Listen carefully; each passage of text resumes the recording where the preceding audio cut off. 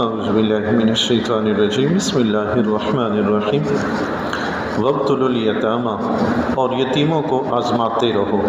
چھوٹے بچے جو آپ کے زیر کفالت ہیں، ان یتیموں کو جن کا آپ کے پاس مال ہے، ان کو آزماتے رہو کہ یہ ان میں سد بد پیدا ہوئی ہے کہ نہیں، یہ مال خرچ کرنے کے قابل ہوئے ہیں کہ نہیں ہوئے، تجارت کر سکتے ہیں یا نہیں۔ ایسا تو نہیں کہ مال ان کو دیا تو یہ تباہ و برباد کر کے پھر خالی ہاتھ کنگال ہو کر بیٹھ جائیں گے۔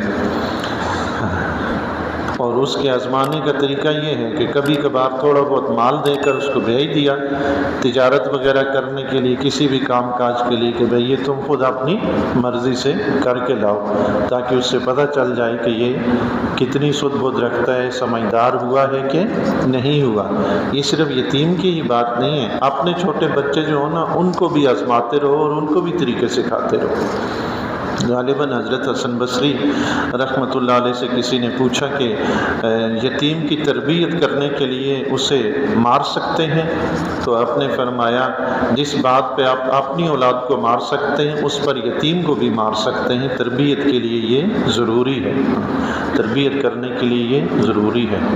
مارنا پیٹنا جو ہے اللہ کے فرائض کے لیے، جو چیزیں اللہ نے فرض کی ہیں وہ سکھانے کے لیے، چھوٹی چھوٹی باتوں پہ مارنا منع ہے، اسلام اس کی اجازت نہیں دیتا۔ بچے نماز نہیں پڑھتے، وہاں مارنے کا حکم ہے کہ مار کے پڑھاؤ۔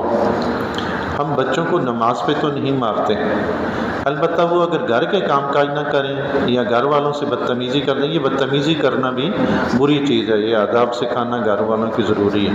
لیکن ایک بات کر رہا ہوں کہ نماز اللہ کا حق ہے، اس پہ تو ہم بچوں کو کوئی ڈانٹ ڈپٹ نہیں کرتے، کوئی روب داب ہمارا نہیں چلتا، نہ کوئی تھپڑ مارتے ہیں، کچھ بھی نہیں ہوتا۔ لیکن ہمارے ساتھ بدتمیزی ہو جائے تو ہمیں غصہ بھی آتا ہے، ڈانٹ ڈپٹ بھی ہوتی ہے، تھپڑ بھی مار دیتے ہیں بچوں کو۔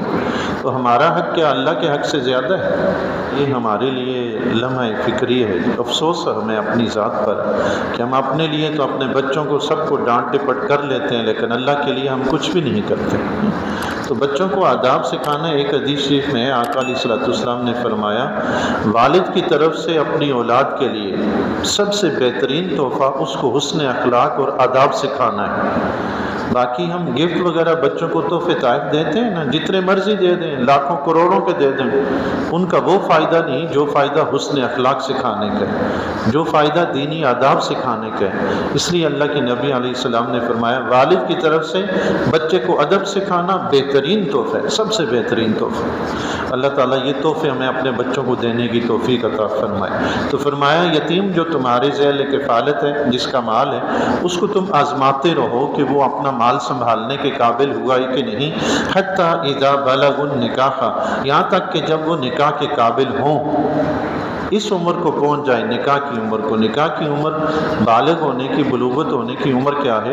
علماء کرام نے لکھا ہے کہ کم از کم عمر جو بچی کی ہے نا، وہ 9 سال ہے۔ 9 سال کے بعد بلوغت کبھی بھی ہو سکتی ہے، اور جو بچہ ہے اس کی کم از کم عمر 12 سال ہے۔ 12 سال کے بعد بلوغت کبھی بھی ہو سکتی ہے۔ بچی اور بچہ دونوں کے بلوغت کے آثار ظاہر نہیں ہوئے تو پھر دونوں کے لیے حکم یہ ہے کہ دونوں 15 سال کے ہو جائیں گے تو ان پر بلوغت کا حکم نافذ ہو جائے گا۔ اب 15 سال کے بعد ان پر سارے اسلامی احکام نافذ ہو جائیں گے۔ اگر بلوغت کے آثار پہلے ظاہر ہو جاتے ہیں تو جو ہی بلوغت کے آثار ظاہر ہوتے ہیں نا، تو اسلامی احکام نافذ ہو جاتے ہیں۔ نماز اس پہ فرض ہو جاتی ہے، روزہ اس پہ فرض ہو جاتا ہے۔ اگر صاحب مال اللہ نے دیا ہوا ہے، جس طرح یتیم ہے، باپ دادا اس کو چھوڑ کر چلے گئے، اتنا زیادہ مال کہ وہ صاحب نصاب بھی ہے، تو زکوٰۃ بھی فرض ہو جائے گی، حج بھی فرض ہو جائے گا۔ تو یہ اسلامی احکام بلوغت کے بعد ہی نافذ ہوتے ہیں۔ بلوغت سے پہلے جو بچے ہوتے ہیں نا چھوٹے، حدیث شریف میں ہے کہ مجنوں پاگل جس کی عقل نہیں ہوتی، یہ مرفوع القلم ہوتا ہے۔ اسی طرح چھوٹا بچہ جو ابھی بلوغت کی حد کو نہیں پہنچا، اس کو بھی حدیث شریف میں مرفوع القلم کہا گیا، یعنی ان کے اعمال لکھے نہیں جاتے۔ تو اللہ تعالیٰ نے فرمایا کہ یتیم کو آزماتے رہو، جب جب یہ نکاح کے قابل ہو جائے، بالغ ہو جائے، نکاح کے قابل ہو جائے، فَإِنْ آنَسْتُم مِّنْهُمْ رُشْدًا، تو اگر تم ان کی سمجھ ٹھیک دیکھو، ان میں سد بد دیکھو کہ یہ ہوشیار ہو گئے، اس قابل ہو گئے کہ یہ اپنا مال سنبھال سکتے ہیں، اس قابل ہو گئے کہ ان کی شادی کی جائے تو یہ اپنا گھر سنبھال سکتے ہیں، فَادْفَعُوا إِلَيْهِمْ أَمْوَالَهُمْ، تو ان کے مال انہیں سپرد کر دو، ان کے مال انہیں سپرد کر دو۔ مال سپرد کرنے کی دو شرطیں بتائی گئی، ایک یہ کہ اس میں رشد پیدا ہو جائے، سمجھ پیدا ہو جائے، سد بد پیدا ہو جائے، مال سنبھالنے کے طور طریقے وہ جان لے، دوسرا وہ نکاح کی عمر کو پہنچ جائے۔ نکاح کی عمر کو پہنچنے کے بعد بھی اگر اس میں سد بد پیدا نہیں ہوئی تو ابھی مال اس کو نہ دو۔ امام ابو حنیفہ رحمۃ اللہ علیہ نے اس سلسلے میں یہ فرمایا کہ جس بچے کی سد بد سمجھداری ظاہر نہیں ہو رہی تو جب اس کی عمر 25 برس ہو جائے تو اب اس کو مال دے دو، کیونکہ 25 برس کی عمر میں جا کے انسان کے اندر اتنی ہوشیاری پیدا ہو جاتی ہے۔ فَادْفَعُوا إِلَيْهِمْ أَمْوَالَهُمْ، تو ان کے مال انہیں سپرد کر دو، وَلَا تَأْكُلُوهَا إِسْرَافًا وَبِدَارًا أَن يَكْبَرُوا، اور انہیں نہ کھاؤ حد سے بڑھ کر اور اس جلدی میں کہ کہیں بڑے نہ ہو جائیں، ان کے مال میں فضول خرچی نہ کرو، یتیموں کے مال میں فضول خرچی نہ کرو، ان کی ضرورت کے مطابق خرچ کرو، اور جلدی جلدی خرچ نہ کرو یہ سوچ کر کہ یہ جلدی بڑے ہو جائیں گے تو پھر یہ اپنا مال لے لیں گے تو مجھے تو کچھ نہیں ملے گا، اس لیے جلدی جلدی کھاؤ اور ہڑپ کرو، ایسا مت کرو۔ سوچ سمجھ کر سمجھداری سے اس کا مال خرچ کرو تاکہ وہ جوان ہو، اس کے بعد اس کو مال دیا جائے، یہ نہیں کہ وہ لوگوں کے سامنے بیچارہ ہاتھ پھیلاتا پھرے ہیں۔ یہ یتیم کے سربراہ کی ذمہ داری ہے کہ وہ دیکھ بھال کرے۔ وَمَنْ كَانَ غَنِيًّا فَلْيَسْتَعْفِفْ، اور جس سے حاجت نہ ہو، جو غنی ہو، مالدار ہو، امیر ہو، فَلْيَسْتَعْفِفْ، وہ بچتا رہے یتیم کے مال سے، اس کے مال میں سے نہ کھائے۔ وَمَنْ كَانَ فَقِيرًا، اور جو فقیر ہو، غریب ہو، بیچارہ حاجت مند ہو، بچہ یتیم ہے، اس کا جو وارث ہے نا، جس کے ہاں وہ پرورش پا رہا ہے، جس کے زیر کفالت، وہ بیچارہ غریب ہے، اس سے اپنے گھر کا نظام نہیں چلتا تو وہ یتیم کے اخراجات کیسے پورے کرے؟ تو اللہ تعالیٰ نے فرمایا فَلْيَأْكُلْ بِالْمَعْرُوفِ، تو وہ بقدر مناسب کھائے، ضرورت کے مطابق یتیم کے مال میں سے کھائے۔ یہ اجازت اس کو یتیم کی خدمت کے بدلے میں ملی ہے۔ سبحان اللہ، یتیم کی خدمت کرنا ایک دینی فریضہ ہے، دینی کام ہے، اس کے بدلے میں اس کو یہ مال کھانے کی اجازت ملی ہے کہ تم غریب ہو تو حسب ضرورت یتیم کے مال میں سے تم بھی کھا سکتے ہو، اس کو بھی کھلا سکتے ہو۔ یتیم کو تو کھلانا ہی کھلانا، مال تو اس کا، اس کی پرورش تو کرنی ہے، اور خود بھی وہ بندہ جو فقیر ہے وہ بھی اس میں سے ضرورت کے مطابق کھا سکتا ہے، لیکن نہ تو اس میں فضول خرچی ہو اور نہ جلدی جلدی مال ہڑپ کرنے والی بات۔ فَإِذَا دَفَعْتُمْ إِلَيْهِمْ أَمْوَالَهُمْ، پھر جب تم ان کے مال انہیں سپرد کر دو، فَأَشْهِدُوا عَلَيْهِمْ، تو ان پر گواہ کر لو۔ یہ گواہ ان پر مال دیتے وقت گواہ بنانا اناف کے ہاں مستحب ہے، اگر گواہ نہیں بنایا مال دے دیا تو تب بھی مال دے سکتے ہیں، کوئی اس میں حرج نہیں ہے، لیکن گواہ بنا لینا مستحب ہے تاکہ اگر کوئی اختلاف پیدا ہو تو وہ گواہ گواہی دے سکیں۔ وَكَفَى بِاللَّهِ حَسِيبًا، اور اللہ کافی ہے حساب لینے کو۔ سبحان اللہ، گواہ تو بناؤ، لیکن اصل بات یہ ہے کہ ڈرو اللہ سے، حساب اس نے لینا ہے، سب کچھ وہ جانتا ہے، گواہ تو بنانے ہیں اپنے معاشرتی ضرورت کے لیے بنا لو، لیکن اصل چیز یہ ہے کہ ذہن میں، دل و دماغ میں یہ ہو کہ میرا رب مجھے دیکھ رہا ہے، میرے رب نے مجھ سے حساب لینا ہے، تو اس کے حساب کی فکر کرو۔ سبحان اللہ، جتنی دنیا کی فکر ہے نا، اس سے زیادہ اپنے رب کی فکر کرو کہ اس نے حساب لینا ہے۔ حدیث شریف میں آتا ہے، آقا علیہ الصلوۃ والسلام نے فرمایا جس پر تھوڑا سا بھی کسی کا حق ہو، تھوڑا سا، اسے چاہیے کہ وہ دنیا میں ہی اس سے بخشوائے،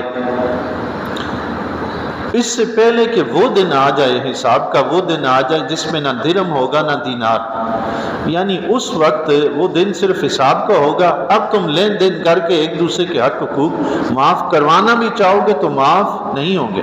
فرمایا اس دن نہ درہم ہوگا نہ دینار، اس دن صاحب حق کو، یہ ظالم کے حق سے جس نے حق دبایا ہے، کھایا ہے، جس کے ذمہ حق باقی ہے، اس کی نیکیاں اس کے حق کے مطابق اس کو دی جائیں گی۔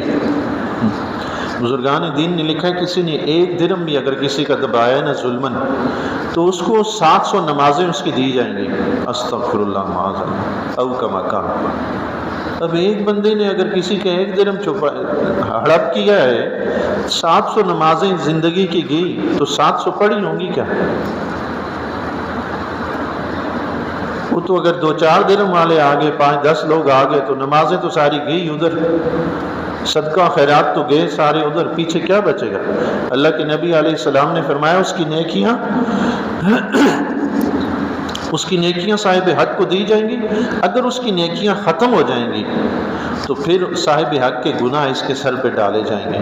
اللہ اکبر، اللہ تعالیٰ معاف فرمائیے۔ دنیا سے رخصت ہونے سے پہلے اللہ تبارک و تعالیٰ ہمیں سب کے ایک دوسرے کے حق حقوق ادا کرنے کی توفیق عطا فرمائے۔ للرجال نصیب مما ترک الوالدان والاقربون، مردوں کے لیے حصہ ہے اس میں جو چھوڑ گئے ماں باپ اور قرابت والے، مردوں کے لیے اس میں حصہ ہے۔ وللنساء نصیب مما ترک الوالدان والاقربون، اور عورتوں کے لیے حصہ ہے اس میں جو چھوڑ گئے ماں باپ اور قرابت والے۔ یہ مرنے والا جو اپنے پیچھے مال وراثت چھوڑ جاتا ہے اس میں مردوں کا بھی حصہ ہے، عورتوں کا بھی حصہ ہے۔ لیکن زمانہ جاہلیت میں یہ ہوتا تھا کہ لوگ، کوئی اگر مر جاتا تو اس کے چھوٹے بچے ہوتے، خواہ بچہ ہو یا بچی، بچیاں بڑی بھی ہوں تو تب بھی نہیں دیتے تھے، بچے چھوٹے ہوں تو وہ نہیں دیتے تھے، بیوی کو بھی نہیں دیتے تھے۔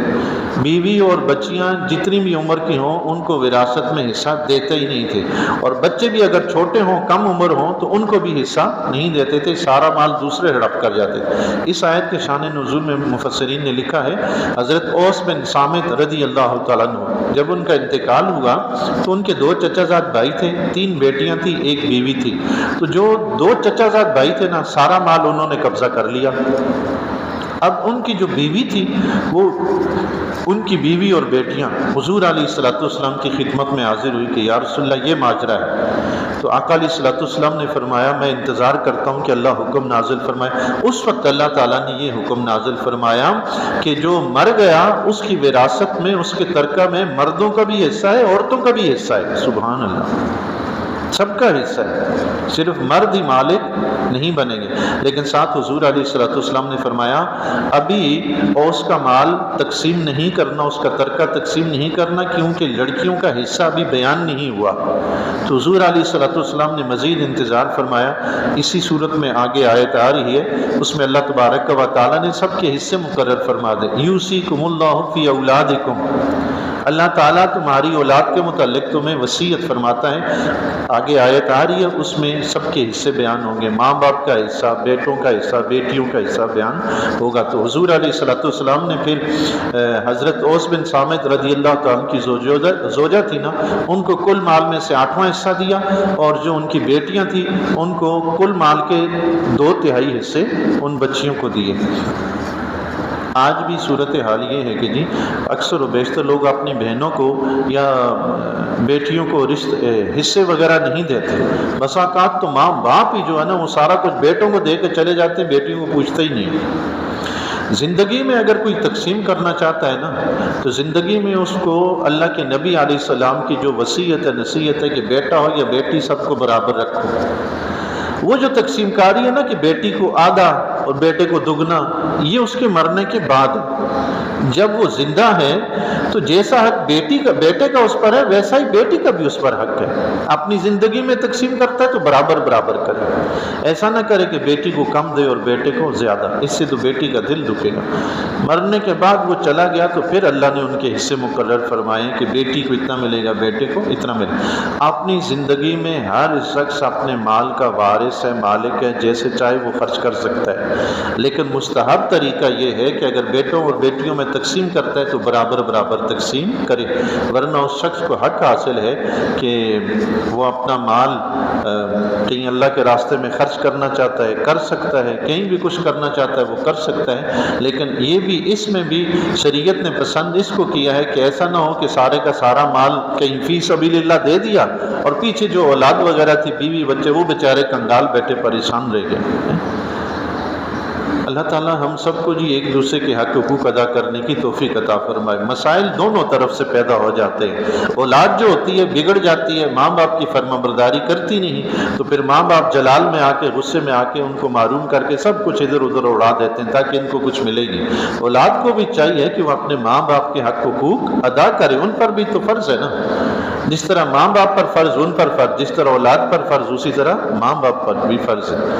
مما قل منہ او کثر، وہ ترکہ تھوڑا ہو یا زیادہ ہو، ترکہ اس میں سے تھوڑا ہے یا زیادہ ہے، ایک ایک درہم میں ایک ایک دینار ہے تو وہ بھی دینا ہے، جتنا حصہ جس کا بنتا ہے وہ دینا ہے۔ ایسا نہیں کہ کوئی بندہ کہے کہ یہ تو پیچھے ہیں ہی 5 روپے، اب اس کو کیا تقسیم، نہیں، وہ 5 بھی تقسیم کرنے ہیں۔